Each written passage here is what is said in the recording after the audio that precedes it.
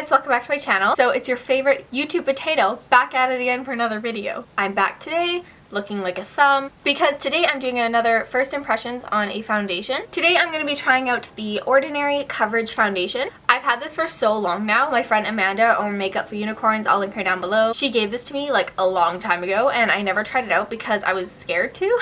I'm so used to loving my foundation and just using like the same foundation every day and I was too nervous to try it, but today's the day, people. Today's the day. She also gave me the primer as well, so I'm going to be trying out both. So I'm going to apply the foundation. I'm going to do checkups as well to show you how it wears throughout the day. So if you're interested in seeing what I think about this foundation, then just keep watching. So I've already done my skincare routine and I'll link my skincare routine down below, but just in case you don't know, it does include 2 of the Ordinary products. So I use the Ordinary Azelaic Acid Suspension 10%, and I also use the Ordinary Niacinamide 10% plus zinc 1%. So I use this stuff every day. I really like the Ordinary as a brand as a whole. I like that it's affordable skincare, and I find it interesting that they also have foundation, so I'm super excited to see how it works. But first I'm going to start off by prepping the rest of my face. Even though it's literally pouring rain outside today and dark as hell, I always prep my skin using the Neutrogena Ultra Sheer Face Sunscreen. It's an SPF of 45, and SPF is very important, so I do it all the time. Just take a bit of it on my finger. Okay, so my face is now protected from the non-existent sun. Next, I'm going to moisturize using the Laneige Waterbank Gel Cream. I've been growing on my eyebrows, like not really thick, but just trying to make them not so sparse. And I think it's working. I think this is the best they've looked in a while, so I'm very excited. Looking like a shiny potato. So now it's time for the primer, and I think what I'm going to do for this is do half of my face without a primer, half of my face with a primer. I've never used this primer before either, so I want to see how it works with the primer, how it works without the primer, you know? So I'm not sure how much to use. Just going to put it on the back of my hand. Oh, I feel like that's probably good. It just looks like a lotion, so it feels pretty silicone-y, kind of like the Smashbox, but it looks like a lotion, so it's kind of interesting. So I'm going to use the primer on the right side of my face. Put some there, there, on my nose, forehead. Okay, I'm just going to rub this in. So it feels, ooh, feels really soft. I really like it. It feels not as silicone-y as it did when I put it on my hand. It feels really like moisturizing, so that's nice. Usually I use pore filling primers, but this feels really good. Initially, I can't tell the difference. My pores don't look filled or anything. It just feels like a nice base. So now it's time for the actual foundation. So this foundation is in the color 1.0N, Very Fair Neutral. It says to shake before use, so I'm gonna do that. I'm so nervous. I want this to work really bad because it's very inexpensive. Oh, I should probably look up how much it retails for. So this foundation is 30 milliliters and it retails for $6.90 Canadian. So that's very, very affordable. It's a little bottle, but that's a great price for a foundation because I really like finding affordable makeup. I think it's great. So hopefully this works really well. So I'm going to put it on the back of my hand. 1 pump is very small. I think I'm going to do 2 pumps. Oh. Okay, well, we'll start with that. So I'm going to dot it on my face. I'll start with the primer side and then I'll go on to the non-primer side. So I'm going to be blending out the foundation with my Real Techniques Beauty Sponge. It's what I use every day. It's what I use for all my foundations and concealers, so I feel like it's the best bet for me to figure out how it really works. The color looks pretty good, I think. We'll see. So I'm just going to start. Eep. Oh my god, wow. Okay, wasn't expecting that. The coverage is really good. I thought it was going to be like really watery, but I guess it's called the Coverage Foundation. Okay. I'm gonna blend it over my eyes. Wow. Okay, so that's one side done. So foundation compared to no foundation. The coverage is way better than I thought it was going to be, to be honest. As you can see, I have a lot of redness right here, but it covered like most of my redness on this side. So that's great.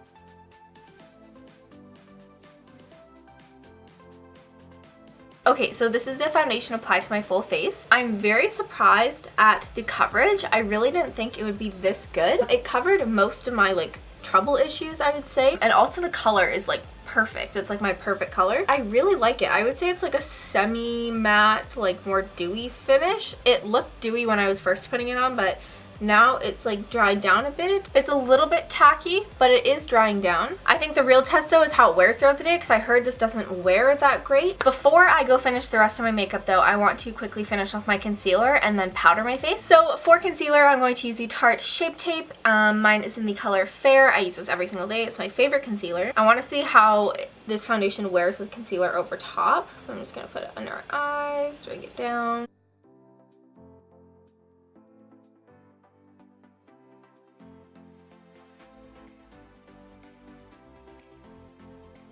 Yeah, I mean, that applied perfectly. It really brightened my under eyes. It didn't cling. It didn't remove any foundation from underneath. I really like how the foundation sits around my nose too. It's not like cracky or anything. It really like sits nicely. Okay, so concealer is applied to my face. Now I'm going to set my face with the RCMA No Color Powder.